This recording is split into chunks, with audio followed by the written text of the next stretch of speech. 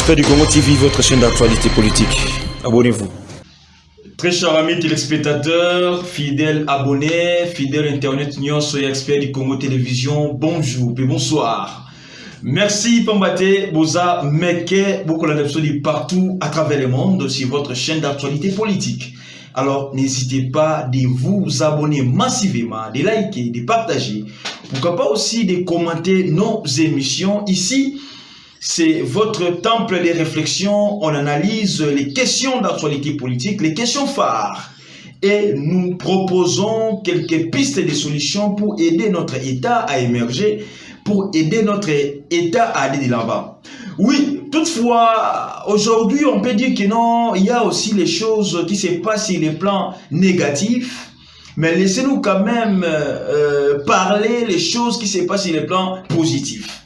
On ne doit pas toujours être des négativistes, voir toujours les choses à la contre, mais on doit aussi soutenir les régimes en place, les soutenir par rapport à Moussala Tozomona, par rapport à considération au Lelo Congo la commune yango, par rapport à liberté d'expression, liberté d'opinion. Oyo ba Congolais ba commune yango. Sur ces points-là, quand même, on peut dire que non, il y a des avancées significatives qu'on peut toutefois louer, qu'on peut toutefois encourager, qu'on peut toutefois aussi en parler. Très chers amis téléspectateurs, sans plus tarder, je dis un grand merci à vous tous, vous en avez partout. Abonnez-vous massivement dans votre chaîne d'actualité politique Expert du Congo Télévision. Ici, nous sommes un peu brefs, on traite juste les questions d'actualité politique. Nous ne sommes pas là pour prêcher l'évangile politique, conseiller les chefs de l'État, critiquer les chefs de l'État comme si c'est notre ami. Nous ne sommes pas là comme les font d'autres journalistes, comme vous le savez très bien. Ici, nous sommes là justement pour vous apporter, pour vous donner. Ensemble, nous critiquons, ensemble, nous analysons les questions phares des actualités politiques. Aujourd'hui, le 13, samedi 13 novembre 2021, alors, Banani Oyo, Bandimaki ke Ramazani Shadar Rosana terrain, alors ça la marche. Banani Bandimaki te ke lelo professeur Nemi Moulan ya Wilonja, alors ça la marche. Banani Bandimaki te ke non, Bruno Chibala pour ça la marche. Très chers amis téléspectateurs, c'est ça la beauté de la démocratie, c'est ça l'état des droits. Marche à la mouka et si bandaki naebi ki bomoni bilili bomoni comment est-ce que les anciens dignitaires, les anciens dirigeants et régime passé les lobazaki na terrain pour nako lobake non à la dépolitisation ya CENI pour na bango la CENI est politisée. Mais là si vous demandez à ces messieurs là, à ces personnes là que non, lorsque vous dites que non, la CENI est politisée, vous faites allusion à quoi? Vous allez voir que non, ils vont donner des réponses qui ne sont pas vraiment très convaincantes aux vies et aussi de tous. Mais toutefois, c'est leur droit. Étant que Congolais, ils doivent marcher s'ils sont lésés. C'est leur droit. Alors, Torosenga Kenon, Ndenge ba Rosala Mancha Bango, les capés dans les miema, et ça n'a pas casté, Batouba Zokate, Batouba Koufate, et vous savez bien. Et puis nous appelons aussi na professionnalisme à la police nationale congolaise. En tout cas, ça n'a plaisir trop à comment on professeur Némi la Katia marche, et ça n'a plaisir trop à comment on Bruno Chibala. Donc, très chers amis téléspectateurs, c'est vraiment ça ce qu'on voulait avoir commencé par rapport à la manifestation. Il y a les lots pour na bloc Oyo, FCC et Sali Nabandegwalamuka pour na téléméla selon eux la dictature que le chef de l'État actuel veut imposer. Maintenant, si on veut dire la dictature, mais comment est-ce qu'on veut, on peut dire que non, il y a une dictature aussi longtemps que non, bah, ça marche. S'il y avait de la dictature, bah, ça la marche. Mais comment est-ce qu'on peut parler de la dictature aussi longtemps que non, bah, ça marche? Ils sont libres en train de manifester, en train de dire non par rapport à mécontentement à Bango. C'est leur droit, on doit les respecter, très chers amis téléspectateurs. Alors, commençons d'abord depuis hier. Il y avait la journée de la base, au sein de l'IDPS. Cette journée qui a été dirigée par le président AI de l'IDPS, honorable Jean-Marc Akabound. Je vous rappelle que non, ce monsieur-là n'a que 39 ans. mais regardez un homme politique qui a que 39 ans, mais regardez son parcours politique. Alors, pour ne pas les flatter, pour ne pas flatter les dirigeants de l'IDPS, mais les gens comme les Jean-Marc Kabunda Kabunda, baza bateau yo, excusez-moi les termes, mais je risque un peu de déborder, baza héros il y a l'IDPS. Pourquoi? Parce que il a tenu ses partis politiques dans les moments très difficiles, à tel point que non, et belé bien que on dit mais lobby quand même, si il faut raconter l'histoire de l'IDPS, le nom de Jean-Marc Kabunda Kabunda ne manquera jamais. Des siècles et des siècles. S'il faut raconter l'histoire, je dis bien, je le répète, s'il faut remettre l'histoire à partir de l'IDPS, le nom de Jean-Marc Kabunda Kabunda ne manquera jamais. Alors, sur ce point, très chers amis téléspectateurs, journée de la base, journée des combattants, combattant, Sengaki na président de la République actuelle. À l'époque, il était encore de l'IDPS. Il est juste de l'IDPS, bien sûr. Il est candidat à l'IDPS dans la présidentielle. Alors, après avoir choisi Fayilou, cette nouvelle-là, et il y a Mamari Bienté et Baba de l'IDPS, Sengaki na Félix Antoine Chilombo a retiré signature. C'était le 12. Il avait retiré sa signature. Et Yangwana, Komisango officiellement, journée internationale, je peux même dire ça, journée nationale de la base. Oui, je peux dire aussi journée internationale parce que l'IDPS est un peu partout dans le monde. Alors, pendant cette journée, Jean-Marc Kabunda Kabunda a traité plusieurs questions aussi d'actualité politique. Alors, moi, je voulais beaucoup plus épingler les 3 points qu'a traité l'honorable Jean-Marc Kabunda Kabunda. Premièrement, Jean-Marc Kabunda Kabunda a parlé sur l'état des sièges. Jean-Marc Kabunda Kabunda a parlé sur l'état des sièges. Il était clair. Il n'a pas mâché les mots, il n'a pas tergiversé. Kabunda dit clairement que non. L'état des sièges est aussi là, soit eko katana, mokolo oyo insécurité est aussi là dans la partie est. On a vu ça avec d'autres pays africains, l'Algérie, l'état des sièges a fait au-delà de 20 ans. On a vu ça, ce n'est pas du nouveau, c'est la continuité. Bissopé toujours adopté, toujours tel et puis comment est-ce qu'ils ont fait par rapport à l'état des sièges. Alors, Jean-Marc Kabunda Kabunda a-t-il raison ou il a tort? C'est à vous de répondre. Moi, je ne réponds pas, je pose cette question-là, de savoir si Kabunda a tort ou il a raison, de dire que non, l'état des sièges et qu'aussi la raga mokolo oyo kokata na mokolo oyo guerre soit insécurité na kati ya partie est et aussi là. Alors est-ce que ce n'est pas parmi aussi les pistes de solutions pour éliminer la guerre à l'est? Je voulais aussi, très chers amis téléspectateurs, vous dire une chose. Avant l'état des sièges, les pays comptaient plus ou moins 530. Ouais, les pays comptaient au moins, soit l'Est là-bas comptait au moins, non, 630, oui. L'Est comptait 630 groupes de rebelles. Partie Est, voilà. Et il y a 630 groupes de rebelles pour votre information. Avant l'état des sièges. Peut-être les autres, vous ne le savez pas. Je vous informe. Allez faire des recherches. Avant l'état des sièges, donc l'Est de notre pays, ils ont été en secret entouré de 630 groupes de rebelles. Imaginez-vous.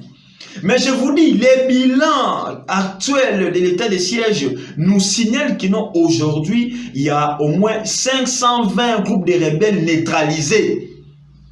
520 groupes de rebelles neutralisés. Quelle performance! Quelle performance, très chers amis téléspectateurs. Les gens n'en parlaient pas.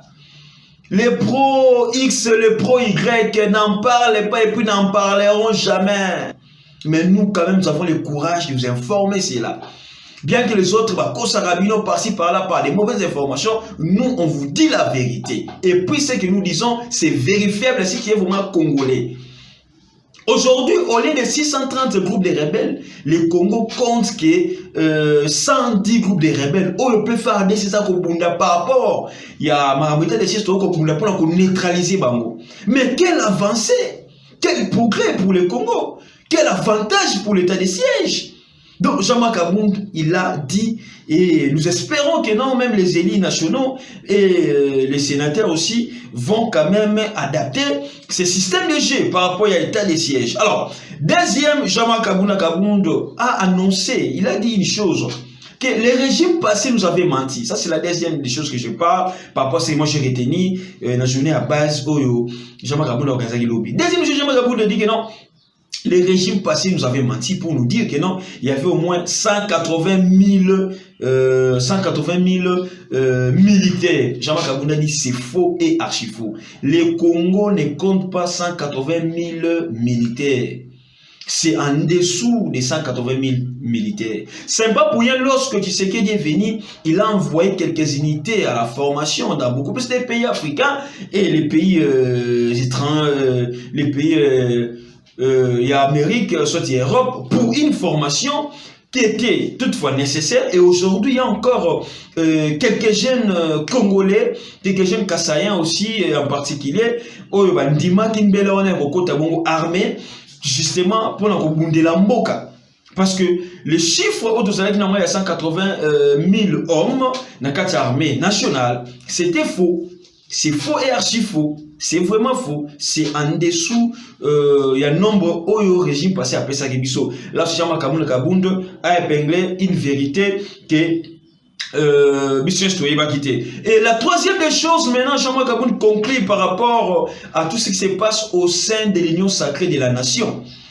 L'Union sacrée de la nation, il y a maintenant aussi quelques départs, bien que les départs là, ils ont influenté, mais il y a quand même des départs qu'on doit dire que non, il y a des départs. Alors Jean-Marc Abouna dit que non, l'ennemi de l'IDPS se trouve dans l'Union sacrée. Selon Kabound, il dit que non, l'ennemi de l'IDPS se trouve dans Kati, il y a Union sacrée. Il a raison ou il a tort, point d'interrogation. Ils ont argument naé, ils allaient au Yamoni comme étant Makamboa, au monde il y a union sacrée, constat fait au sein de l'union sacrée, pour lui l'ennemi n'est pas loin, l'ennemi est toujours. Il y a union sacrée, l'ennemi là qui combat l'IDPS, l'ennemi là aussi qui combat toujours l'union sacrée de la nation. Alors, très chers amis téléspectateurs, depuis hier aussi, par plusieurs journaux, on a appris que le gouverneur de la ville, Jean-Tony Makangobila, vient de fixer les frais scolaires au maximum 150 $ américains, donc équivalent à 300 000 francs pour les écoles maternelles et les écoles secondaires.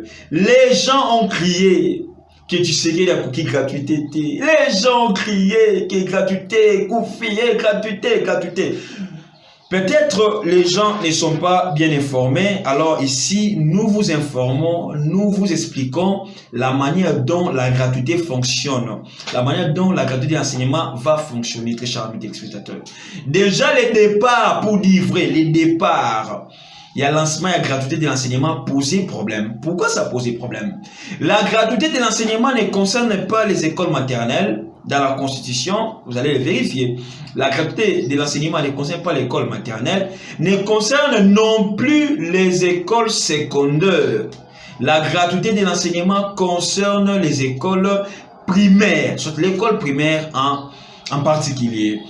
Donc c'est ça, la gratuité de l'enseignement est concernée que dans l'école primaire. Aujourd'hui, vous allez voir, par rapport à arrêté, il y a le gouverneur de la ville, il n'a pas fixé les frais scolaires dans l'école primaire. Donc pour vous dire que non, la gratuité de l'école primaire reste intacte. Il n'y a pas eu quelque chose au nom bah, fixé frais scolaires dans la carte de l'école primaire. Non. Ce qu'ils ont fait là, ce n'est que normal. C'est ça aussi ce que moi je disais. C'est ça aussi ce que moi je voulais. Parce que non, que les écoles secondaires, bah, foutent à frais scolaires. Oui, c'est comme ça. Mais Willy Bakonga a dit que ça ne fait touche.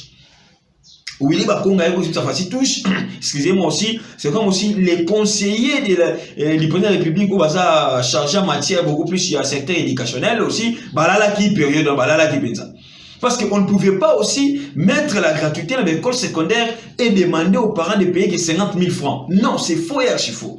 La gratuité, ce n'est pas ça. La gratuité concerne que les écoles primaires et non les écoles secondaires. Donc aujourd'hui, tu as des raisons. Vous allez voir que non, aujourd'hui, il y aura plus de problèmes. Donc la gratuité, profitez, Bando Balandi. Ne suivez pas tous ceux-là qui racontent des bêtises dans les médias, dans les réseaux sociaux. La gratuité reste intacte dans toutes les écoles primaires de l'État. Donc, dans toutes les écoles publiques, la gratuité reste intacte. Donc, comme le disait monsieur le ministre de l'Enseignement, que la gratuité de l'enseignement est non négociable. Donc, la gratuité reste intacte à tel point il n'y a pas eu modification catassée. Donc, c'est juste ça aussi, je voulais vous informer pour tout comprendre la vraie raison et puis la réalité.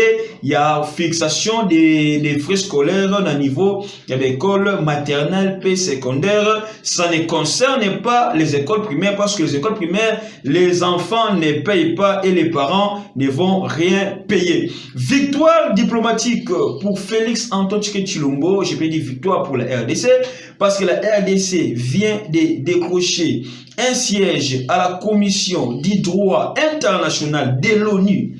Alors, le ministre des Affaires étrangères, là je vois Christophe Lutundula Apala, lui qui a fait cette annonce pour informer à tous les Congolais que non, nous venons maintenant de gagner, de décrocher un siège au niveau de l'ONU par rapport à la commission du droit international. Bravo pour la diplomatie agissante, bravo pour la lobbying comme un cassier comme cause à la mise en place.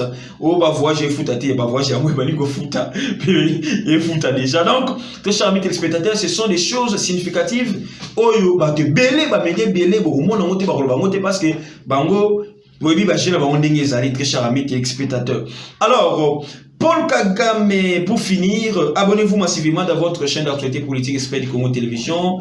Aimez, partagez et likez nos émissions. Paul Kagame fait une promesse spéciale à Fachi. Paul Kagame, il a fait une promesse spéciale à Fachi. Paul Kagame, le président rwandais, s'est engagé auprès de son homologue congolais, très chers amis téléspectateurs, à offrir une aide spéciale aux sinistrés de l'éruption volcanique de Nyiragongo au Nord Kivu.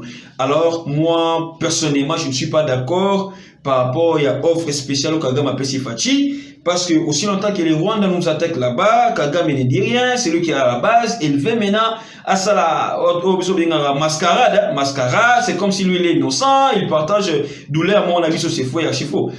Excusez-moi, il connaît ce qui se passe là-bas réellement dans cette partie Est avec ses rebelles, il connaît tout ça, mais il veut maintenant se racheter à Iyako Lempa Fachi, que non, il va apporter son aide spéciale, il va pas sinistrer, il y a l'éruption volcanique, non. Personnellement, je ne suis pas d'accord. Là, vraiment, je donne mon point de vue, que le chef d'État ne cède pas à cette flatterie, à cette mauvaise flatterie, il y a M. Paul Kagame, parce que nous connaissons son jet et nous connaissons ce qu'il a tenté de faire là-bas dans Katambour Anabiso, beaucoup plus la partie Est Mbour Anabiso, République du Congo. Donc, que ba aide na yoana appelle Sabato Banzala Mboka naïe. Je crois aussi que non même au Rwanda là-bas, il y a des gens pauvres qu'ils donnent ça, n'a pas diminué, n'a pas pauvre en Mboka naïe, qu'ils ne veulent pas flatter le gouvernement congolais, c'est comme si lui il est innocent, il connaît rien par rapport à nous sur les Ganapou dans Katambour Anabiso dans la partie Est. Donc, c'est déplorable. Moi, je ne suis pas d'accord. C'est ici que nous mettons fin à notre émission d'aujourd'hui, très chers amis téléspectateurs. N'oubliez pas de vous abonner, de liker, de partager, de commenter nos émissions. Ça me fera énormément plaisir. Que les Congolais de la diaspora restons unis pour sauver notre pays, la RDC, et pour ça, bien makasi. Merci, bye, à la prochaine.